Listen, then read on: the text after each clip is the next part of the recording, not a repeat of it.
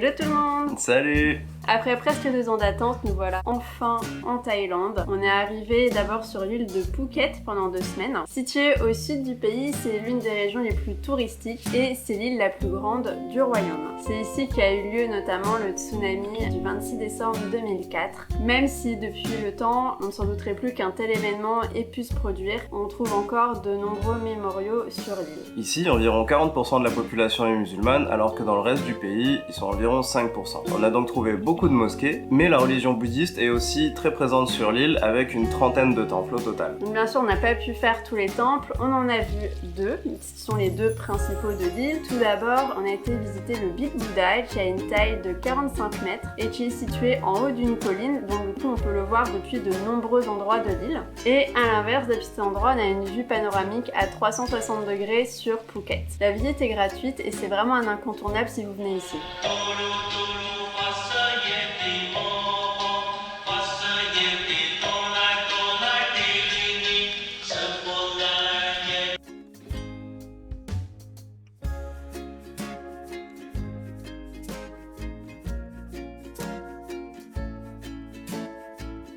Ensuite, on a enchaîné avec le Wat Chalong, qui est pas très loin du Big Buddha et c'est aussi le plus grand temple de l'île de Phuket. Dans la zone du temple, il y a plusieurs bâtiments, mais le plus joli et le plus récent, c'est le Chedi qui fait 60 mètres de haut.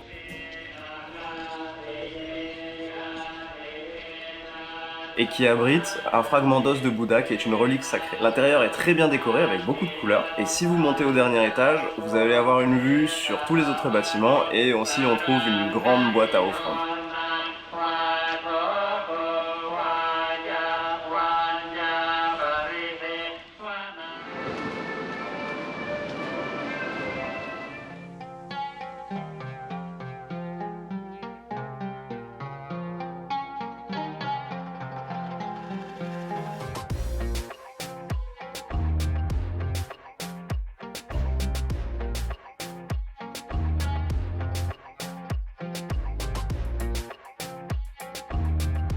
Ah, on est bloqué.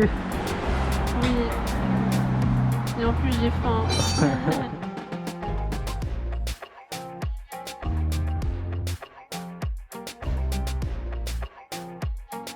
Au-delà des temples, nous sommes allés visiter Phuket et notamment le vieux quartier qui n'est pas très grand mais vraiment très mignon avec des maisons aux façades colorées.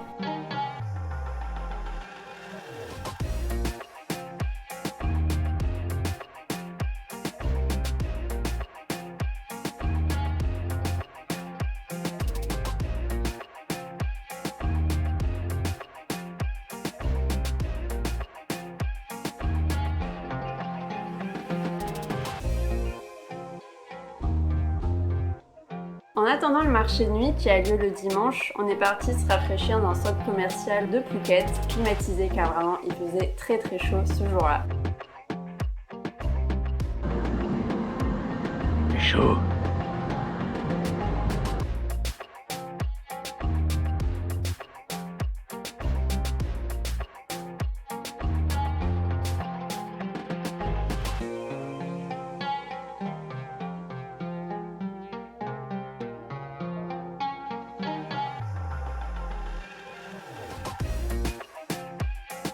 Et puis est venue l'heure d'aller à ce fameux marché de nuit qui est ouvert depuis 2013 dans le vieux quartier de la ville. Au milieu de la rue, un nombre incalculable de stands de vendeurs de nourriture à des prix plus que raisonnables et on est clairement au paradis de la street food ici, comme dans le reste de la Thaïlande. Et au paradis pour adultes. Miam miam.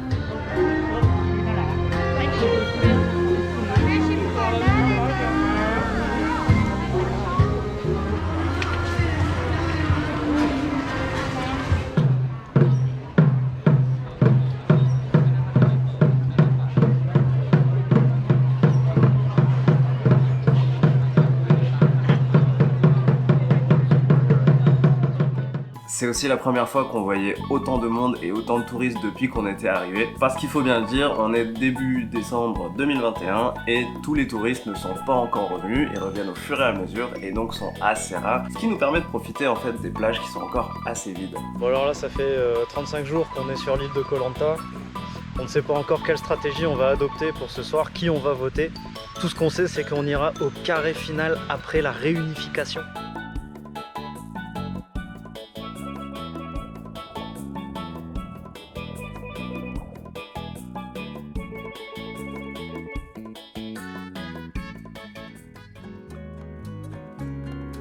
Après avoir passé 2 semaines à Phuket, on est parti sur une autre île, l'île de Koh Phangan, qui est située à 350 km à vol d'oiseau. Mais on a eu presque 15 heures de voyage entre les différents bus et le ferry et tous les retards. C'est la Thaïlande. Voilà, faut pas être pressé. On arrive à destination, mais faut pas être pressé. Sur cette île, pas grand chose à faire à part profiter des magnifiques plages, car les plages sont vraiment très jolies là-bas aussi.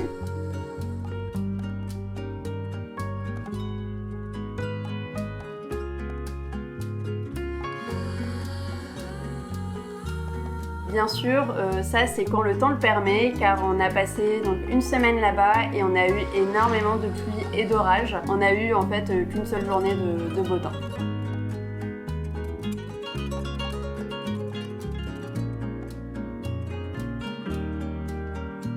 Faut jongler toujours entre deux pluies pour pouvoir se déplacer en scooter.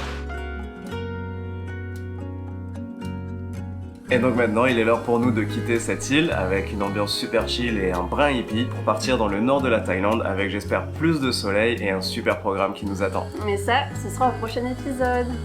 Allez, portez-vous bien. Salut!